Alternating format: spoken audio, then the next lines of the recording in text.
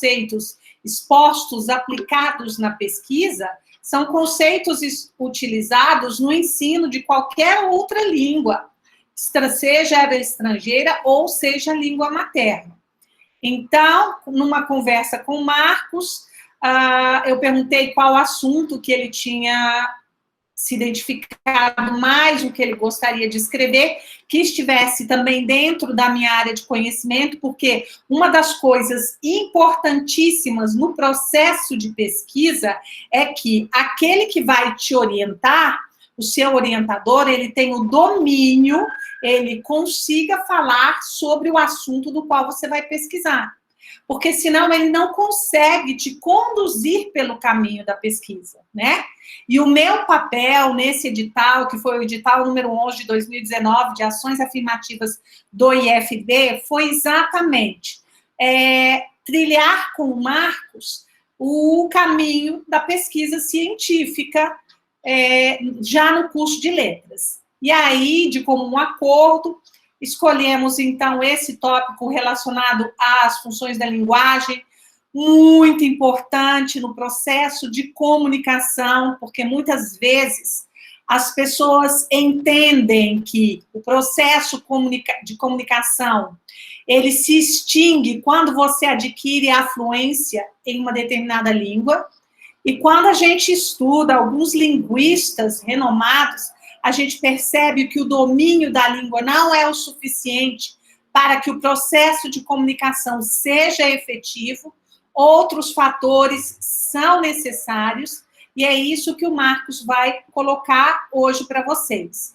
Todo o caminho da pesquisa que ele fez e apresentar alguns resultados, né, Marcos? Pode ficar à vontade. Isso mesmo, professor, obrigado. Obrigado a todos uma vez mais pela participação. Gostaria de pedir apenas para aqueles que não... Vai ter um espaço para perguntas e respostas, mas aqueles que não estejam falando, que pudessem deixar o microfone no mudo, porque algumas vezes acontecem alguns problemas de interferência. Estamos aprendendo todos aqui a utilizar essas ferramentas, que é algo novo para os professores, para os alunos, para quem tinha muito tempo que não estudava, para quem estava estudando. Então, é só nesse sentido. Bem, como foi falado, né, o título dessa pesquisa chama-se Análise das Funções da Linguagem em Jornais Populares, colocando ênfase à função referencial, e vocês vão entender vão entender o porquê. Bem, aqui, antes de mais nada, né, alguns que estão aqui são alunos do curso de letras e outros não. Dentro do campo de trabalho, do campo de estudos da licenciatura em espanhol, a gente tem 4 grandes áreas. A gente tem a linguística aplicada, a educação e a literatura. Esses são os 4 grandes eixos da nossa licenciatura e do curso de letras em geral. No primeiro semestre, a gente estuda os conceitos básicos que estão relacionados com a linguística, que a linguística é a ciência que se dedica a estudar a comunicação humana, em breves palavras, né? A professora passa um semestre inteiro tentando que os estudantes possam chegar ao último dia do semestre entendendo, conseguindo responder isso. O que é a linguística? A ciência que estuda a comunicação humana por meio da linguagem, seja ela verbal e não verbal. E aqui eu trouxe umas imagens a vocês. Essa primeira que tem essas crianças aqui, que são de lugares diferentes. Eles têm umas bandeirinhas, né, distintas. E essa outra imagem aqui de cima, que é a expressão olá, em várias línguas, ou seja, que essas pessoas, de alguma maneira, elas estabelecem a comunicação. É natural do ser humano se comunicar. É anormal um ser humano que não se comunica, né? Às vezes eu tenho 2 sobrinhos nesse momento, com menos de está com menos de 3, mais de 2 anos, e o outro com com alguns meses. Esse de mais de 2 anos, os conceitos que eu vejo em linguística e linguística aplicada, eu vejo nele, né? a questão de se lançar para aprender a língua, de se comunicar, mesmo que ele não fale corretamente as palavras, corretamente não, vou me corrigir, mesmo que ele não fale da maneira adequada as palavras, ele se comunica, ele fala coisas, ele demonstra coisas, ele transmite a mensagem. Por exemplo, eu não quero mais comer isso. Ele não diz com essas palavras, mas ele demonstra isso. E aqui ao lado a gente tem essas pessoas que parece que estão em um bar, em duas mesas. Esses primeiros aqui do lado esquerdo estão com celular e os outros com computador. Ou seja, está existindo uma comunicação e uma interação, seja entre eles e seja com quem não está ali fisicamente, como nós nesse momento. Estamos aqui, cada um de nós ou na nossa casa ou em outro lugar, e está existindo um diálogo, uma troca, uma comunicação entre nós. Basicamente, é isso que a linguística busca estudar. A comunicação humana de maneira geral. Não? Essa ciência chamada linguística, ela surge com Ferdinand Saussure, que é considerado o pai da linguística, que é um dos principais teóricos que a gente estuda, né, dos primeiros teóricos que a gente estuda nessa disciplina, e aí é o momento que todo mundo entra em crise e pensa, eu não vou aprender nada, porque eu não sei diferenciar língua e fala, sincronia e diacronia, e todas as outras dicotomias que Saussure traz. No entanto, aqui eu estou buscando utilizar uma linguagem não tão formal, porque eu sei que aqui não estão apenas pessoas do curso de letras. E nesse sentido é super interessante, porque esse é o papel da nossa pesquisa. Trazer esse conhecimento teórico da sala de aula da universidade para a realidade das pessoas. O Matheus comentou que se não aprender isso vai ser caixão e vela preta, sim.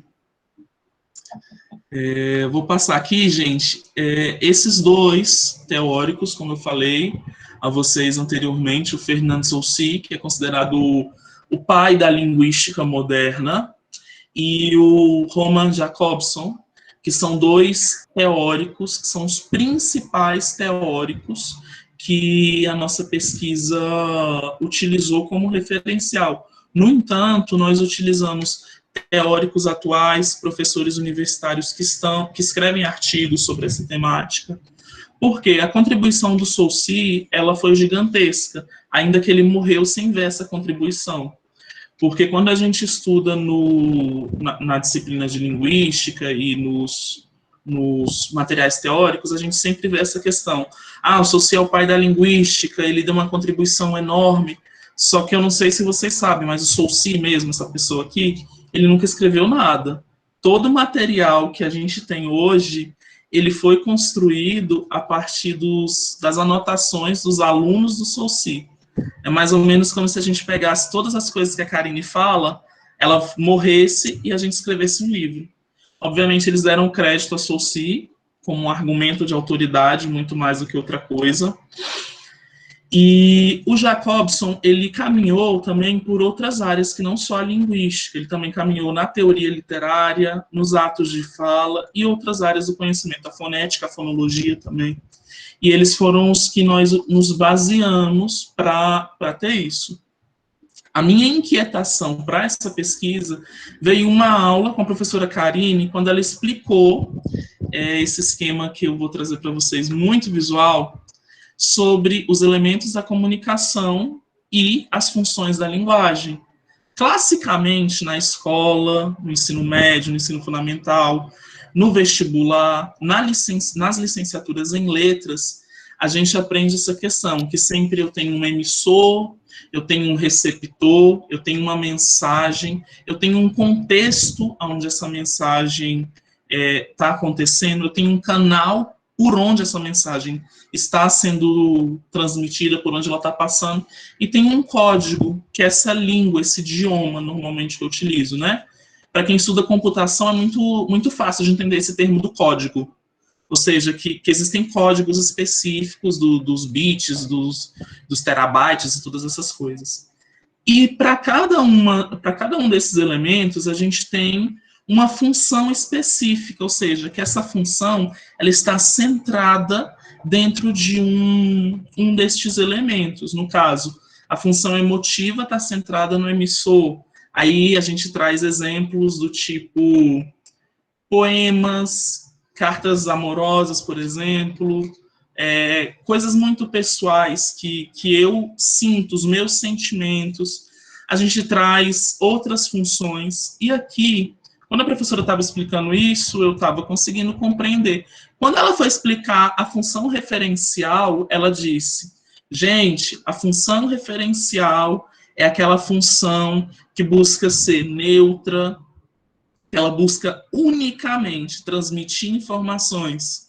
Onde nós podemos encontrar essas funções referenciais? E assim ela fez com cada uma das funções. Ela disse: nos textos acadêmicos, nos jornais, nos artigos científicos. E eu fiquei pensando, eu não estou de acordo com isso.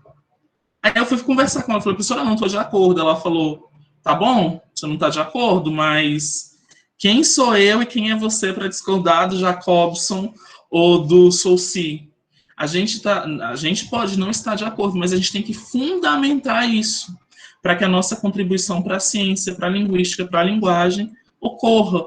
Obviamente, talvez os nossos artigos, os nossos materiais produzidos não vão chegar a serem conhecidos como Saussure ou como Jacobson, mas a gente, além de sermos professores, ela sempre repetia e repete isso: nós somos pesquisadores da língua.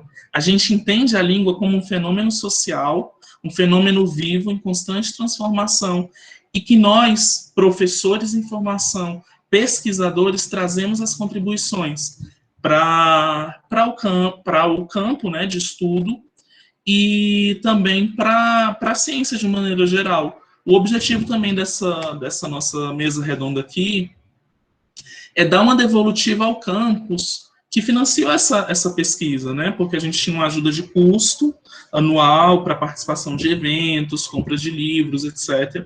E eu recebi uma bolsa mensalmente para desenvolver essa pesquisa, para trabalhar 20 horas semanais dedicadas a isso, né?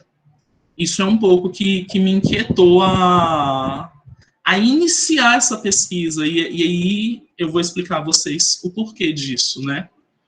Aqui, antes da gente passar para o próximo ponto, durante a pesquisa eu fiz um estudo sistemático de revisão de literatura, na qual eu trago a origem dos jornais, que eles começam com uma espécie de informativos no período romano, do Império Romano, que isso foi se evoluindo, que a gente tem um boom dos jornais, com a criação da imprensa com Gutenberg, e a gente foi buscando assim, informações. Hoje a gente tem informações a todo momento, né? Não só num jornal, mas nas redes, no nosso celular, nas redes sociais que a gente participa. E aí, dentro disso, eu fiz um recorte, porque era impossível que eu analisasse todos os jornais sobre todos os temas. Eu fiz um recorte para buscar informações em jornais populares sobre o tema do feminicídio, porque é um tema que está em alta, esse tempo de pandemia, principalmente. A gente vê essa questão da violência de maneira geral, a violência doméstica. Dizem assim, a violência doméstica na pandemia cresceu. Para mim, ela não cresceu, ela está sendo visibilizada. Na verdade, esses tipos de violência sempre existiram. E aí, com vários fatores, né? O estresse, a questão da doença, o medo de morrer que temos todos, essa incerteza que temos em relação à vacina: toma vacina, não toma vacina, fica em casa, não fica em casa, usa máscara, não usa máscara, é algo muito novo, né? E eu percebo, assim, que sobre esse tema também da pandemia, da violência doméstica, nesse momento a gente vive muito mais uma briga política do que uma briga pela saúde. E aqui eu não estou falando nem de partido A, nem B, nem C. De maneira geral, eu percebo isso. E, voltando a falar, né, eu fiz esse recorte sobre os jornais populares e o tema do feminicídio, para tentar buscar tentar demonstrar que nem sempre aquele texto que é trazido nos manuais como sendo um texto estandar, um texto modelo de função referencial, no caso, os jornais, eles trazem essa função referencial dentro do seu escrito, né? Nesse momento eu vou apresentar para vocês algumas partes para a gente começar a nossa discussão sobre os jornais populares. Os jornais populares, eles surgem como tabloides, eles surgem como uma forma de trazer informação a baixo custo, principalmente para aquelas pessoas que não têm condições financeiras para adquirir esses periódicos, esses jornais. No entanto, sobre os jornais populares, partindo dos nossos teóricos, entendemos, né, e fizemos como que eu posso dizer, essa análise do estilo dos jornais populares e compreendemos que quase sempre os jornais populares têm uma tríade, tem uma espécie de tripé. Embora existam várias notícias, vários temas, várias coisas importantes a serem exemplificadas, abordadas, noticiadas, eles dão preferência a esse tripé, essa tríade, que traz, basicamente, crime, sexo e escândalos. Tendo em vista que a maioria das pessoas de baixa renda lê isso, tem acesso a esse tipo de leitura, de informação, elas, por alguma forma, elas podem ser manipuladas. Isso que a gente escuta muito da imprensa, que nem sempre corresponde com a realidade, etc. Dentro da nossa pesquisa, a gente selecionou um corpus com 3 jornais distintos, que dentro da pesquisa não identificamos, nós sabemos, porque fizemos as análises, mas a pessoa que está lendo não sabe. São jornais aleatórios, que foram identificados como Jornal A, Jornal B e Jornal C, no qual a gente trouxe esses temas do feminicídio e como isso é retratado, como essa função referencial que devia apenas informar, na verdade, ela não faz isso. Ela tendencia o leitor para um lado da história. E a gente vai ver isso nesses 2 comentários que estamos aqui. O primeiro, que é o que eu dou mais destaque a vocês, e é mais evidente perceber isso. O segundo, um pouco menos evidente. O primeiro é mais evidente porque diz aqui: mulher achada morta em Ceilândia no domingo foi vítima de feminicídio, diz o jornal. Por exemplo, eles utilizam aqui nessa manchete e nessa imagem, porque essa imagem não é dessa notícia, assim, a grosso modo posso dizer isso, porque ela é encontrada em diversos jornais a mesma foto, com notícias diferentes. Isso por um lado. Eles utilizam essa imagem para chamar a atenção. Segundo ponto, aqui diz, mulher achada morta em Ceilândia. O tema da morte violenta dessa mulher esteve associado ao feminicídio, que não necessariamente ocorreu. Prestem atenção. Aqui diz assim, então algumas informações levam o leitor ao erro? Sim. Se você não é um leitor crítico, é um leitor que como eu posso dizer, que tem acesso a outras informações, você pode ser levado ao erro. Basicamente, quando eu escuto uma notícia dessa, mulher achada morta em Ceilândia foi vítima de feminicídio, se pensa sempre, uma mulher foi morta pelo fato de ser mulher. Basicamente, esses são considerados os crimes de feminicídio, que não ocorreu nesse caso. E aqui eu trouxe a vocês, basicamente eu transcrevi o trecho dessa notícia para cá, e para a gente poder conversar e compreender isso. Aqui diz o trecho que fala da morte dessa mulher. A morte do crime seriam os programas que a vítima realizava para obter renda, de acordo com o delegado Antônio Dimitrov, chefe da 15ª DP. Este 21º feminicídio difere de outros casos do Distrito Federal. Não se trata de um crime em que a vítima era submetida constantemente à violência, como nas demais fatalidades. O companheiro da prostituta tinha noções dos programas dela, mas a partir de um momento não aceitou mais. É uma tragédia ocorrida da paranoia que o crack estimula na mente dos viciados. Chama a atenção de vocês para essas duas expressões que estão em destaque, o companheiro da prostituta e a mente dos viciados. Se, por exemplo, eu vou trazer uma notícia que ela é imparcial, ela vai me demonstrar uma linguagem neutra, uma linguagem sem duplas interpretações, sem adjetivos que hipervalorizam uma coisa em detrimento de outras.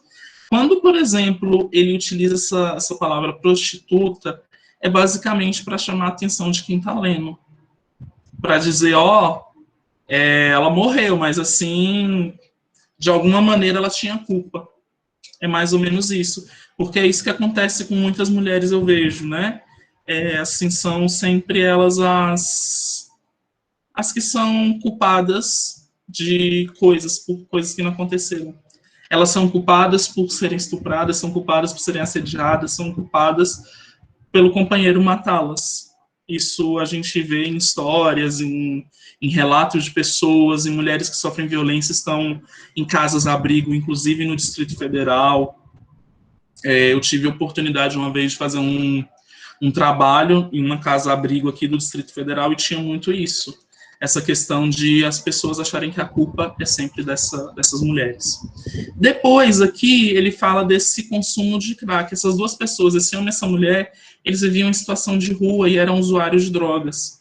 Essa questão de utilizar essa palavra viciados é uma forma de denegrir essas duas pessoas, seja ela e seja o companheiro. E, fazendo uma análise mais profunda, o feminicídio aqui não ocorreu. Ela não morreu por ser uma mulher. Ela morreu porque ele poderia ter matado qualquer outra pessoa, porque ele estava transtornado, estava com paranoia por meio do crack. Então, esse foi um exemplo de todas as outras notícias que a gente teve nesse trabalho que analisamos, e que simplesmente, se você não faz uma leitura aprofundada, crítica, acontecem equívocos sobre a visão da realidade. Bom, essa foi a contribuição dessa pesquisa em linhas gerais da linguística. No entanto, essa pesquisa ela trouxe outras contribuições que não estão aqui objetivadas e que a gente não imaginava que conseguiríamos. Por exemplo, para mim, enquanto estudante de letras, enquanto professor em formação, trazer essa visão crítica sobre os fatos, sobre a própria realidade, tentar entender as coisas como acontecem, o lado de um, o lado de outro, porque existe sempre a versão A, a versão B e a verdade. E aqui, em ciência, em linguística, na vida acadêmica, a gente faz uma tentativa de se aproximar à verdade. Seja ela quando a gente trata de ciências biológicas, seja quando a gente está desenvolvendo uma vacina contra o coronavírus, seja quando a gente está analisando os discursos de um jornal, seja quando eu estou fazendo uma análise de um texto literário, seja quando eu estou formando professores para atuarem nessas áreas. E essa foi um pouco a nossa contribuição dessa pesquisa. Uma coisa que eu esqueci de falar. Além desses conhecimentos aqui de linguística, os conhecimentos de metodologia científica, eu pude aplicar na prática, a descobrir o que é uma pesquisa exploratória, o que é uma pesquisa descritiva, o que é uma pesquisa quantitativa, o que é uma pesquisa qualitativa, o que é um objeto de estudo, o que é um estado da arte. São termos muito técnicos, que não cabe aqui explicitá-los e nem explicá-los, mas para aqueles que estão na universidade ou que irão à universidade em algum momento, compreender esses termos é fundamentais. seja para uma pesquisa de iniciação científica, seja para um trabalho de conclusão de curso, seja para uma dissertação de mestrado, seja para a tese do doutorado e todas essas questões. E, uma vez mais, gostaria de agradecer. Nesse momento, a gente vai abrir o espaço para que vocês, aqueles que queiram e que possam, darem as suas contribuições, e também a professora Karine, acho que vai falar algumas palavras nesse momento, antes da gente abrir para vocês. Obrigado, gente. Matheus levantou a mão, depois da Karine você fala, Matheus, tá bom? Está desligado o microfone, prof. Obrigada. Então, Marcos, eu ia sugerir que o Leonardo fosse anotando as perguntas, né? E depois ele poderia repassar, seria mais fácil, porque às vezes o fórum anda muito rápido, ou então anotar o nome de quem vai levantando a mão para ser atendido na ordem, que eu acho que fica um pouquinho mais organizado, né? Eu não tenho muito a acrescentar, a não ser lhe dar os parabéns por esse trabalho, né? Porque além das coisas que eu conto para os meninos em sala de aula, eu digo para o Marcos que a relação dos professores, ela é uma relação de um casamento com data de validade estipulada, né? Porque em 4 anos vai ter aquela separação. Querendo ou não, ela tem que ter, porque vocês vão galgar outros caminhos. E a gente só tenta repassar um pouquinho do que a gente aprende para ajudar vocês a se inserirem nesse contexto. Então, o programa já se chama Programa de Iniciação Científica, ou seja, é o programa de introduzir o estudante a fazer pesquisas científicas, porque uma coisa é a teoria do que você está estudando sobre uma determinada área, seja ela de humana, seja ela de exata. Outra coisa é o método que você deve empregar para fazer a pesquisa sobre aquela área. O Marcos disse tudo, porque uma das questões que eu acho que é muito importante a iniciação científica na vida do estudante, é porque quando o professor entra em sala de aula e ele começa a colocar algumas teorias e alguns conceitos, alguns estudos, muitas vezes os alunos não concordam com o professor, né? E acham, como eles não têm experiência, visualizam como se aquilo fosse o professor que estivesse tomando como uma verdade absoluta. E, na realidade, aquilo que é uma construção de uma ciência que foi feita por alguém ao longo do tempo. E como Marcos mesmo disse, a ciência que a gente faz, principalmente ciências humanas, que mexe com o ser humano, ela é uma ciência em constante mutação. Então, uma teoria que atendeu a uma determinada época pode não atender mais na atualidade. Você não é obrigado a aceitar, a engolir aquela teoria de maneira, a gente diz, compulsória. Você pode discordar, mas para discordar daquela teoria, você precisa argumentar. E esses argumentos, eles têm que ter base científica. A base científica, ela segue exatamente o processo que o Marco fez, que foi o primeiro deles, porque depois ele fez outros trabalhos. Então, todo o processo científico, ele segue uma determinada, ele segue determinadas etapas. Você tem que ter o problema de pesquisa, você tem que ter o objetivo, você tem que ter a fundamentação teórica, você tem que escolher a metodologia. Então, você tem que entender de metodologia para pesquisar sobre a teoria que você não concorda. E é isso que o Marcos fez de forma muito brilhante. Eu falo brilhante por quê? Porque, gente, o processo científico, ele deve ser analogicamente falando, de uma maneira bem simples, comparada a uma receita de bolo que você gosta muito. Bolo que você gosta muito, você não pega mais a receita para você fazer o bolo. Você vai lá, você já pega os ingredientes, já vai, mistura tudo, enfia no forno, e você come e vai ser feliz.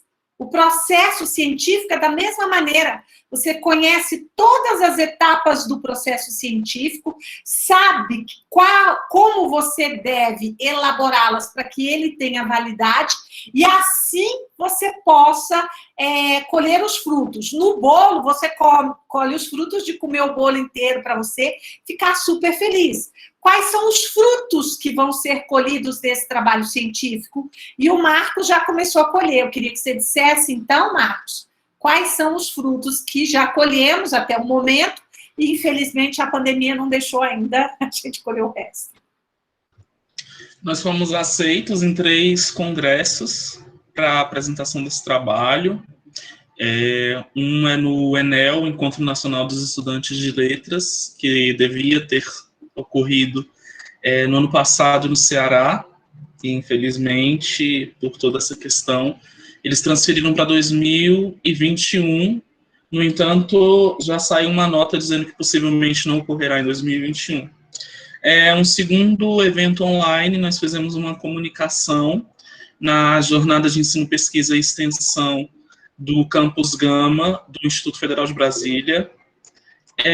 O terceiro foi a Semana Científica, também do Instituto Federal de Brasília, que devia ter ocorrido na terça-feira à tarde, e por questões do lockdown e logística, porque para um evento que iria ser transmitido pelo YouTube, com a participação da reitora do Instituto e outras pessoas, necessitaria de um mínimo de pessoas trabalhando.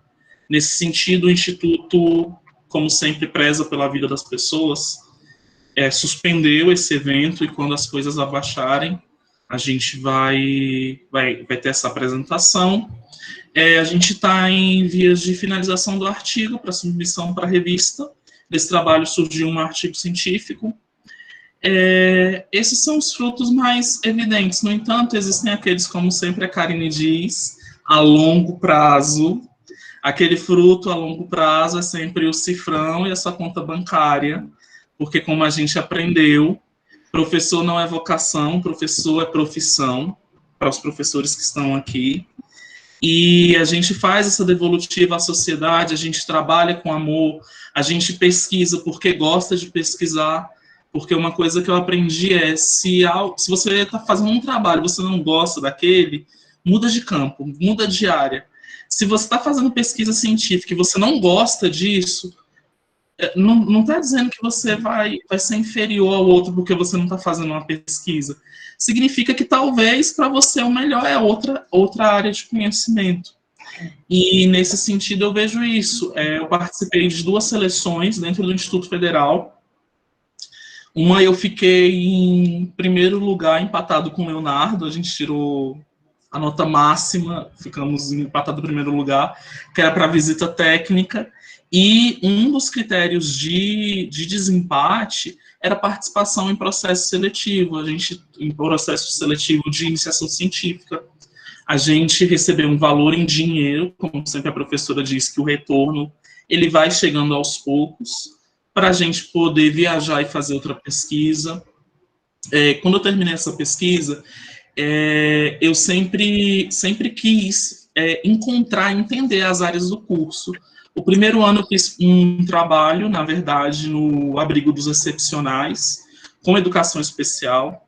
No segundo ano da graduação, que foi esse com a professora Karine, eu fiz o trabalho de linguística, de iniciação científica. Eu participei do PIBID, que é o Programa de Iniciação à Docência.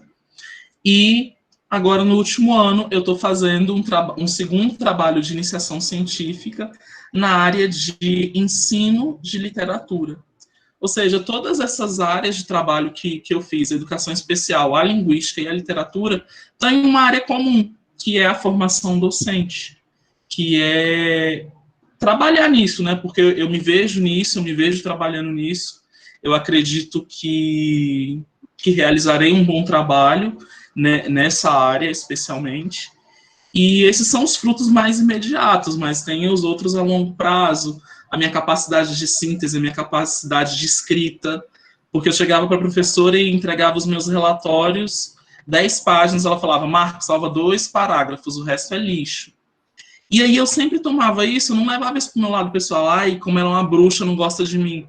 Na verdade, não, ela estava me fazendo um favor a cada reunião, que eu trazia o meu trabalho, ela falava, ó, isso aqui tá bom, você evoluiu muito, mas vamos melhorar mais. E na próxima reunião trazia mais e trazia mais. E hoje, quando eu vou, por exemplo, ou escrever ou fazer um trabalho, eu me lembro dessa iniciação científica, que não só para a área de linguística, né, para a minha formação humana em geral. Então é isso, também eu quero deixar minha gratidão aqui à professora por ter me aceitado, porque se ela não tivesse me aceitado, me ensinado, eu não teria conseguido, né? Porque sempre essa relação de troca que a gente sempre fala. E é isso, gente. Obrigado pela participação de vocês aqui. Os meus colegas do curso FIC, que são, acho que, a maioria que está aqui. Perguntar, tem alguém querendo perguntar já? É o Mateuzinho que quer perguntar? Eu acho que é o Matheus. Além do Matheus, tem mais alguma pergunta, Léo? Não, até agora só o Matheus. Só o Mateuzinho? Tá. Não, Pode falar, Matheus. não é porque eu quero, primeiramente, eu quero agradecer por fazer parte dessa banca, né?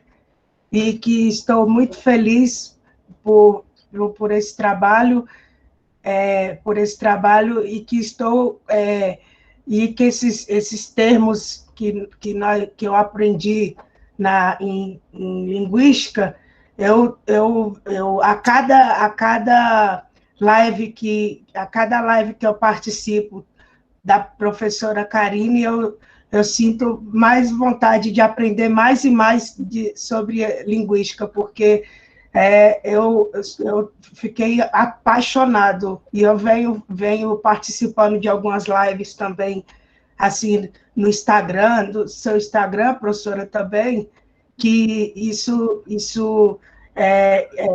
traz comigo um grande crescimento. Eu tive assistindo as lives lá não sei se foi qual foi o professor, acho que é lá dos Estados Unidos, que você estava falando, aí eu estava assistindo, aí eu falei assim, nossa senhora, o tanto que a professora Karine é culta, viu, no termo de linguagem, linguística, e eu sinto saudade, assim, tenho saudade da matéria em si. Muito obrigado, viu?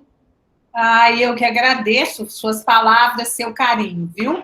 Fico muito feliz que você acompanhe, porque os meus perfis foram transformados em perfis profissionais exatamente para isso. Eu estou chegando ao fim da minha carreira formal como professora, e eu quero deixar de legado toda a contribuição que eu puder dar gratuita para vocês por meio das minhas redes sociais. Por isso que lá eu faço lives, ultimamente a gente não tem feito, porque vocês vão entrar de férias, abril também não vão fazer, mas eu já tenho professores convidados para fazer, a partir de maio, lives, para a gente falar sobre ensino de língua estrangeira para criança, para a gente falar sobre tópicos especiais em linguística aplicada e deixar lá gravadinho para vocês assistirem quando vocês quiserem, tá bom, Mateuzinho? Muito obrigada pelas suas palavras e fico feliz que o perfil esteja contribuindo aí para a sua formação profissional. Obrigada, professora. Obrigada, querida. Obrigada, Karina. Mais alguém?